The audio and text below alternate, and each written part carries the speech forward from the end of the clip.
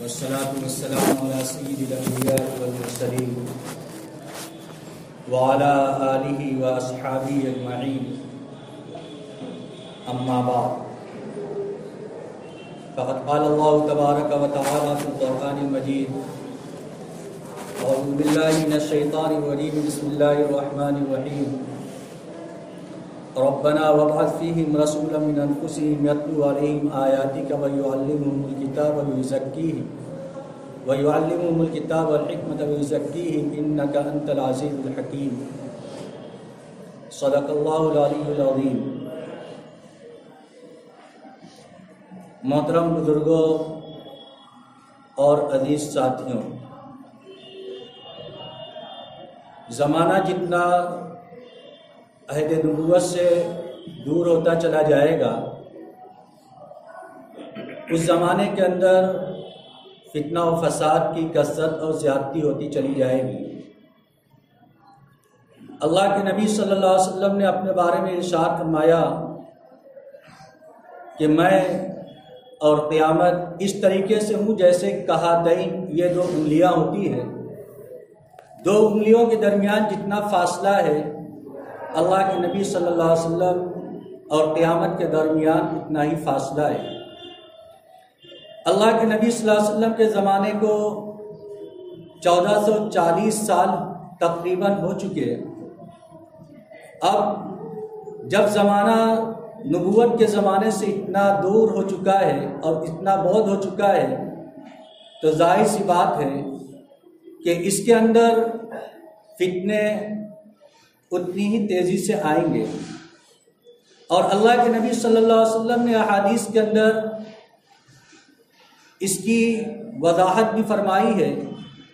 کہ ایک زمانہ ایسا آئے گا کہ اس کے اندر فتنے اتنی تیزی سے آئیں گے اور ایسے پے در پے آئیں گے جیسے کہ کوئی دھاگا ٹوٹ جائے، تسبیح کا کوئی دھاگا ٹوٹ جائے، موتی کا کوئی دھاگا ٹوٹ جائے تو وہ دانے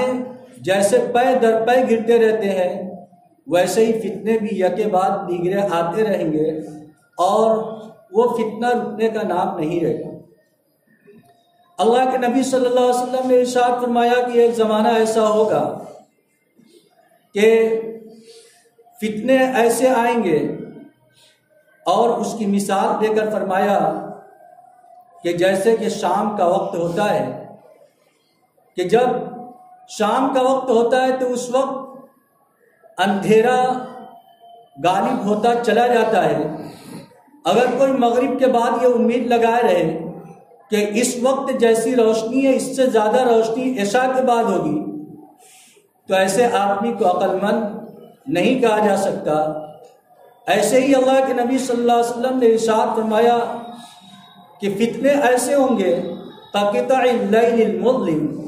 جیسے کہ تاریک رات کے ٹکڑے ہوا کرتے ہیں کہ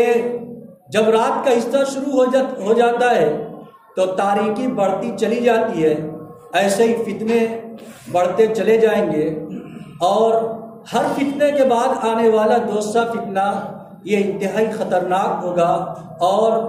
آدمی کے دین اور ایمان کو سلب کرنے والا ہوگا۔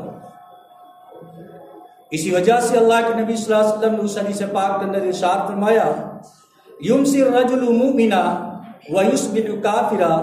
ویصبح مؤمنا ویمسی کافرا، کہ اس زمانے کے اندر حالات یہ ہوں گے کہ ایک آدمی شام اس حالت کے اندر کرے گا کہ وہ ایمان والا ہوگا، لیکن صبح اس حال کے اندر کرے گا کہ اس کا ایمان اس سے رخصت ہو چکا ہوگا۔ صبح اس حال کے اندر کرے گا کہ وہ ایمان والا ہوگا، لیکن شام اس حال کے اندر کرے گا کہ اس کا ایمان اس سے رخصت ہو چکا ہوگا۔ اتنے فتنے ہر طرف سے آئیں گے اور آزمائش بڑھتی چلی جائے گی۔ ایسے پرفتن دور کے اندر اپنے آپ کو ہر طرح کے فتنے سے بچانا اور اپنے آپ کو آخرت کے لیے تیار رکھنا اور ایسے لوگوں کے ساتھ اپنے آپ کو جوڑے رکھنا جن کے ساتھ آخرت کی وابستگی پیدا ہوتی ہو، قبر کا دھیان نصیب ہوتا ہو، اپنے اعمال کی جانب نظر اٹھتی ہو، یہ ہماری ذمہ داری بنتی ہے۔ چنانچہ اللہ کے نبی صلی اللہ علیہ وسلم نے ہمیں یہ ذمہ داری عطا فرمائی، ہمیں یہ ذمہ داری دی ہے کہ ہم اپنے بارے میں فکر کریں اور اپنے بارے میں سوچیں کہ اس پرفتن دور کے اندر ہمیں کیا کرنا ہے۔ ظاہر سی بات ہے کہ اس پرفتن دور کے اندر فتنے کیا آنے والے ہیں وہ احادیث کے اندر ہیں۔ اس فتنے کا علاج کیا ہے، احادیث کے اندر اللہ کے نبی صلی اللہ علیہ وسلم نے یہ بتلایا ہے۔ لہذا فتنے سے آگاہ کرنا اور فتنے کی جانب صحیح رہنمائی کرنا یہ اس زمانے کے اندر راسخین فی العلم اور علماء کرام کا کام ہے کہ وہ عوام کی صحیح جانب رہنمائی کریں اور ان کو بتلائیں کہ کون سی چیز ایسی ہے جو ہمارے ایمان کو سلب کر لینے والی ہے اور کون سی چیز ایسی ہے جس سے ہمارا ایمان محفوظ ہوگا۔ آج کے اس دور کے اندر ہمیں یہ غور کرنا ہے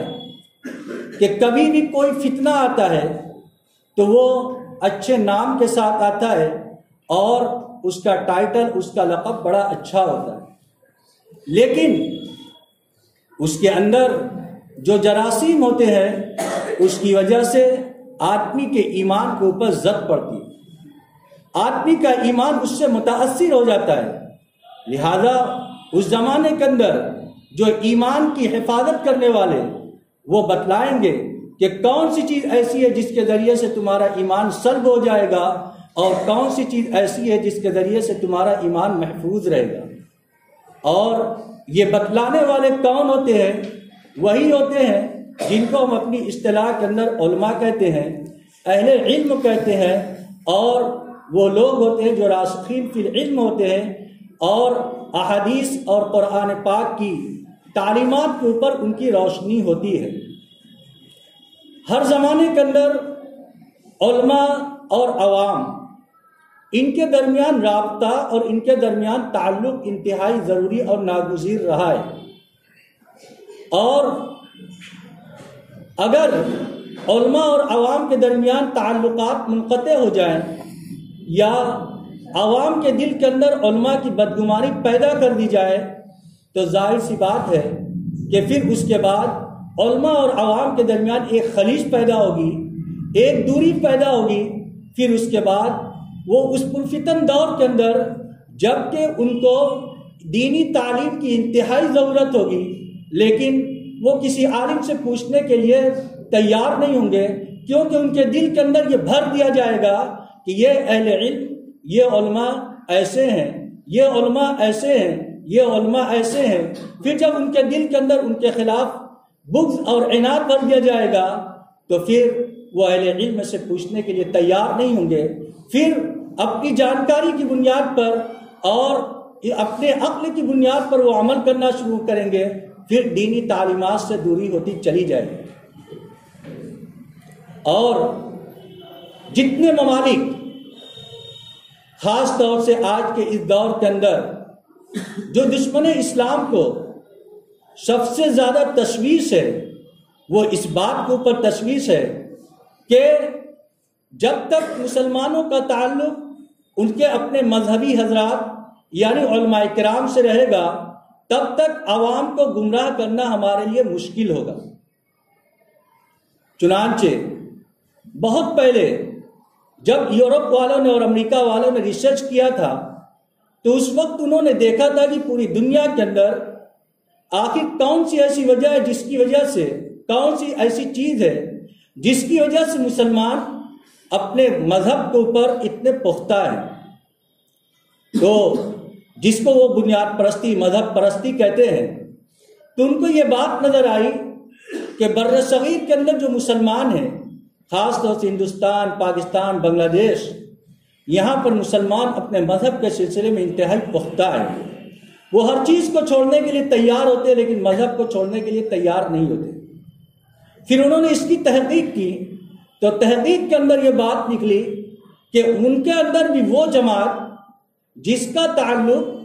دیوبندیت سے ہے، مسلک دیوبندیت سے ہے، وہ اپنے دین کے اندر انتہائی پختہ ہے۔ پھر انہوں نے غور کیا کہ اس کی بنیاد کیا ہے، تو اس کی بنیاد ان کو یہ نظر آئی کہ بر صغیر کے اندر جو اسلامک یونیورسٹی سب سے بڑی اسلامی درسگاہ دارالعلوم دیوبند ہے، یہی وہ مرکز ہے جس کی بنیاد پر لوگوں کے دلوں کے اندر وہ اپنی اصطلاح کے مطابق جو کہتے ہیں بنیاد پرستی، وہ اپنی اصطلاح کے، لیکن ان کے نظریے کے مطابق لوگوں کے اندر جو دین کی جانب رجحان اور دین کے اندر پختگی پیدا ہوتی ہے، اس کی مرکزیت دارالعلوم دیوبند کو حاصل ہے۔ پھر اس کے بعد انہوں نے منظم طریقے سے مدارس کے خلاف ایک تحریک چلائی کہ مدارس کو بدنام کرو، اور یہ بدنام کرو کہ مدارس یہ دہشت گردی کے اڈے ہیں، یہاں پر یہ چیز سکھلائی جاتی ہے، یہاں پر یہ چیز سکھلائی جاتی ہے، جس کی بنیاد پر مدارس کو اتنا بدنام کرو،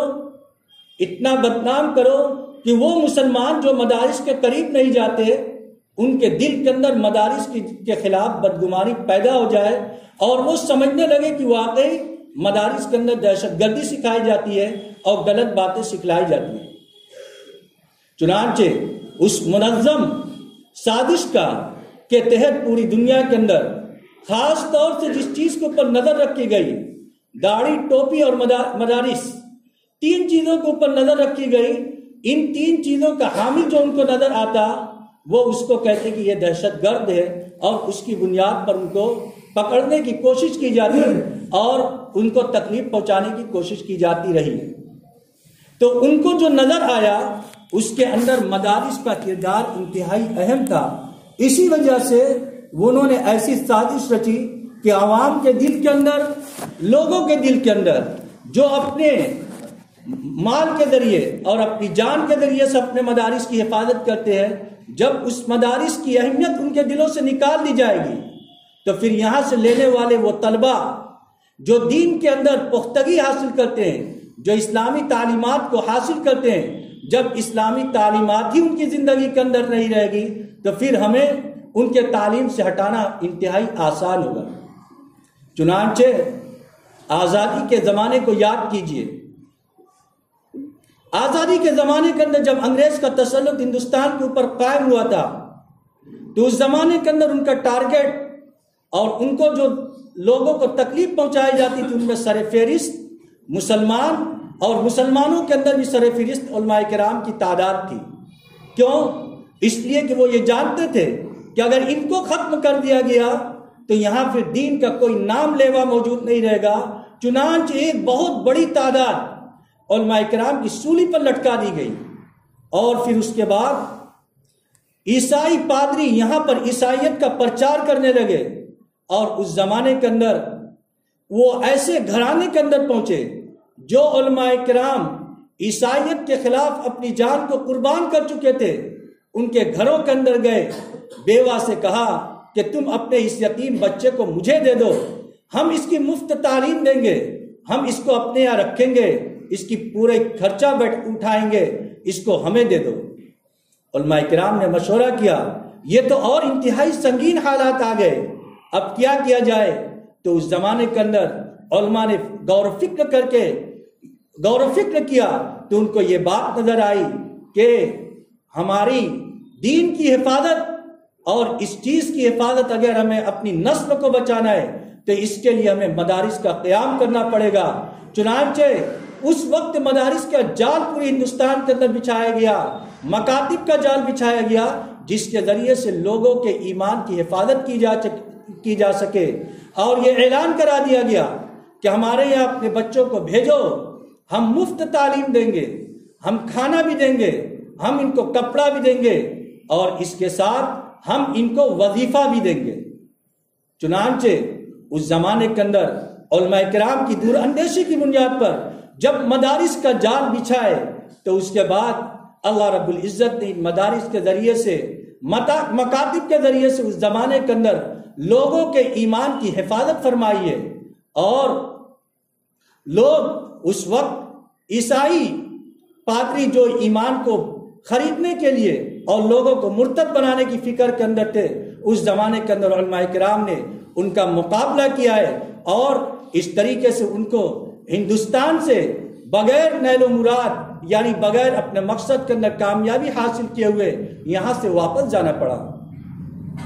تو اس زمانے کے اندر مدارس کے ذریعے سے لوگوں کے ایمان کی حفاظت کی گئی، اور پھر اس کے بعد زمانہ بتدریج بڑھتا رہا۔ تو یہ مدارس ہی تھے جہاں سے علماء کرام تیار کیے جاتے تھے۔ حضرت مولانا رحمۃ اللہ صاحب کرانوی رحمۃ اللہ علیہ، جن کی وجہ سے پادری یہاں پر جس جگہ گئے ہیں وہاں پر مناظرے کے اندر پادری ہندوستان کو چھوڑ کر بھاگ آئے، حتیٰ کہ سرزمین حجاز کے اندر اور دوسرے عرب ممالک کے اندر جب وہاں پر پادری نے مسلمانوں کو للکارا ہے اور وہاں پر بھی مناظرہ کے لیے گیا ہے، تو اس زمانے کے اندر مولانا رحمۃ اللہ صاحب کرانوی جب پہنچے ہیں تو اس زمانے کے اندر اس نے وہاں سے بھی اس جگہ کو چھوڑ دیا کہ رحمت اللہ آ گئے، اب ہم ان سے مقابلہ نہیں کر سکتے۔ علماء کرام نے دین کی حفاظت کی، اپنی جان کو نچھاور کیا، لہذا ان علماء کرام اور عوام کے درمیان اگر بدگمانی پیدا کر دی گئی یا ان کے خلاف دلوں کے اندر کچھ بات لوگوں کے دلوں کے اندر بیٹھا دی گئی تو ظاہر سی بات ہے کہ یہ چیز انتہائی خطرناک ہوگی۔ عام آدمی کے ایمان کے بارے میں خطرے کا اندیشہ ہے۔ چنانچہ جب پہلے اجتماعات وغیرہ ہوتے تھے اور اب بھی ہوتے ہیں تو ان اجتماعات کے اندر علماء کرام کا پروگرام اور ان کا جوڑ الگ سے ہوتا تھا، اور اس جوڑ کے اندر خاص طور سے اس کی تاکید کی جاتی تھی کہ اس مجلس کے اندر اگر کوئی غیر عالم ہو تو وہ اس مجلس سے اٹھ جائے، یہاں پر شریک نہ ہو، اور تاکیداً ان کو اعلان کیا جاتا تھا۔ کئی بار اعلان کرنے کے بعد پھر آخر میں یہ کہا جاتا تھا کہ اگر کوئی غیر عالم اس مجلس کے اندر شریک رہے گا تو وہ یہ سمجھ لے کہ اس کے ایمان کے چلے جانے کا، سلب ہو جانے کا اندیشہ ہے۔ آخر وہ کیا بات ہوتی تھی؟ علماء کرام کی مجلس کے اندر وہ خاص بات ہوتی تھی جو علماء کرام کی ذمہ داری علماء کرام کو سمجھائی جاتی تھی۔ اگر اس مجلس کے اندر کوئی عامی آدمی شریک ہو گیا اور خدا نخواستہ اس کے دل کے اندر علماء کرام کے خلاف بدگمانی پیدا ہو گئی تو وہ اکابر اس کا اتنا احتیاط کرتے تھے کہیں ایسا نہ ہو کہ ان کا ایمان خطرے کے اندر پڑ جائے اور ان کے دلوں کے اندر وساوس پیدا ہو جائے گا تو اس کی وجہ سے ان کی آخرت تباہ اور برباد ہو جائے گی۔ اس لیے علماء اور عوام کا ربط یہ انتہائی ضروری چیز ہے۔ اور دوسری چیز یہ ہے کہ علماء کرام کے ذریعے سے جو ممبر خطابت پر بیٹھ کر یا کسی جگہ بھی بیٹھ کر جو وعظ و نصیحت کی جاتی ہے، کیا اس کے ذریعے سے لوگوں کو ہدایت نہیں ملتی؟ ظاہر سی بات ہے کہ بعض لوگ یہ کہتے ہیں، برملا یہ کہتے ہیں کہ ہدایت کا راستہ صرف اور صرف محنت ہے، بیان کے ذریعے سے کچھ نہیں ہوتا، بیان کے ذریعے سے ہدایت نہیں ملتی۔ دیکھیے اللہ کے نبی صلی اللہ علیہ وسلم اپنے زمانے کے اندر جب پہلی ذمہ داری اللہ کے نبی صلی اللہ علیہ وسلم کو ملی تھی تو آپ نے لوگوں کو جمع کیا، اور جمع کرنے کے بعد ان کے سامنے ایک بیان دیا، اور آپ نے کہا کہ اے لوگوں، اگر میں تم سے یہ کہوں کہ اس پہاڑ کے پیچھے ایک دشمن ہے جو صبح یا شام تم پر حملہ کرنے والا ہے، اتصدقوننی، کیا تم میری اس سلسلے میں تصدیق کرو گے؟ کیا تم مجھے اس سلسلے میں سچا جانو گے؟ ہر ایک نے کہا کیوں نہیں، ہم نے آپ کے اوپر کبھی جھوٹ کا تجربہ نہیں کیا ہے، آپ تو سچے ہیں۔ اللہ کے نبی صلی اللہ علیہ وسلم نے لوگوں کے سامنے بیان فرمایا ہے، خطبنا رسول اللہ صلی اللہ علیہ وسلم فی آخر یوم من شعبان، مشہور حدیث ہے، اللہ کے نبی صلی اللہ علیہ وسلم نے شعبان کی آخری تاریخ میں لوگوں کو خطبہ دیا، لوگوں کے سامنے بیان کیا اور رمضان کی ساری فضیلتیں ارشاد فرمائی۔ حدیث کے اندر آتا ہے حضرت عبداللہ ابن مسعود رضی اللہ تعالیٰ عنہ نے جمعرات کا دن لوگوں کو نصیحت کرنے کے لیے، لوگوں کا واعظ کرنے کے لیے متعین فرمایا تھا، اور ہر جمعرات کو لوگوں کو واعظ کیا کرتے تھے اور لوگوں کو نصیحت فرمایا کرتے تھے اور لوگوں کے سامنے بیان کرتے تھے۔ ان کے شاگرد نے ان سے کہا کہ ابن مسعود، آپ روزانہ کیوں نہیں اس سلسلے کو جاری فرما دیتے؟ کہا کہ نہیں، اگر میں روزانہ اس سلسلے کو جاری کروں گا تو اس کی وجہ سے تمہارے دلوں کے اندر اکتاہٹ پیدا ہو جائے گی، اور میں یہ نہیں چاہتا کہ تمہارے دلوں کے اندر دین کی بات کے سننے سے اکتاہٹ پیدا ہو۔ اس لیے ہمارے اس معاشرے کے اندر دیکھیں کہ مدن پورہ کے اس محلے کے اندر، معاشرے کے اندر جمعہ کے بیان کے ذریعے سے لوگ معاشرے کے اندر کتنی تبدیلیاں آئیں۔ بعض جماعتیں آتی تھی اور کہتی تھی کہ یہاں پر ہم آتے ہیں تو دیکھتے ہیں سب کرتا پیجامہ کے اندر، سب ٹوپی کے اندر، تو ہمیں یہ دیکھ کر نظر آتا ہے کہ شاید یہ سب کے سب عالم ہیں۔ یہ یہاں پر جو جمعہ کے بیانات کے ذریعے سے لوگوں کی ذہن سازی ہوئی، اور اس کے بعد یہ تبدیلیاں پیدا ہوئی۔ اصلاحی معاشرہ کے عنوان سے جو مستورات، جو لوگوں کے گھروں کے اندر پروگرام ہوتے تھے، جو ہمارے اکابرین کیا کرتے تھے، اور وہاں پر مرد بھی شریک ہوتے تھے، عورتیں بھی شریک ہوتی تھی، اس کی بنیاد پر بہت ساری بے حیائی اپنے معاشرے سے نکلی، اور پردے کا وہ اہتمام کہ باہر سے لوگ آنے والے یہ کہتے ہیں کہ ہم نے اس محلے کے اندر اور ان گھروں کے اندر جہاں پر قیام ہوا جو پردہ دیکھا وہ کہیں اور نظر نہیں آتا۔ یہ کس چیز کا نتیجہ ہے؟ یہ انہی چیزوں کا نتیجہ ہے۔ اس لیے آج کے اس دور کے اندر جہاں پر باتیں ہر طرح کی آتی رہتی ہیں، ہم ہر چیز سے متاثر نہ ہو، بلکہ غور کریں، غور و فکر کریں، اور یہ دیکھیں کہ اللہ کے نبی صلی اللہ علیہ وسلم کی تعلیمات کیا ہیں۔ ہمیں ان تعلیمات پر عمل کرنے کا مکلف بنایا گیا ہے۔ آپ صلی اللہ علیہ وسلم نے فرمایا ہے جو تعلیم ہے اس کے مطابق عمل کریں۔ انزل الناس منازلہم، لوگوں کو ان کے درجے کے اوپر رکھو، جس کا جو رتبہ ہے، جس کا جو مقام ہے، اس کو اس مقام اور رتبے پر رکھو۔ اگر اس طریقے سے ہم لوگوں کے ساتھ ان کے رتبے کے حساب سے